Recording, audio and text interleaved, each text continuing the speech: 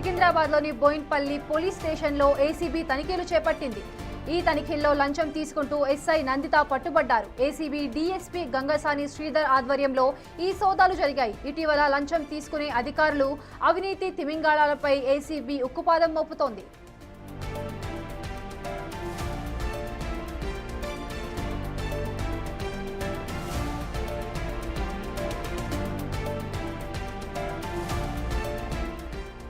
ఇప్పుడు మనం చూస్తున్నాము, సికింద్రాబాద్లోని బోయిన్పల్లి పోలీస్ స్టేషన్లో ఏసీబీ అధికారులు తనిఖీలు నిర్వహించారు. అయితే వాళ్లకు అందిన సమాచారం ప్రకారం లంచం తీసుకుంటున్న తిమింగళాలను వాళ్ళు పట్టుకోవడానికి అక్కడికి తనిఖీలు చేస్తూ వెళ్లారు. అక్కడైతే ఎస్ఐ నందిత పట్టుబడ్డారు లంచం తీసుకుంటూ.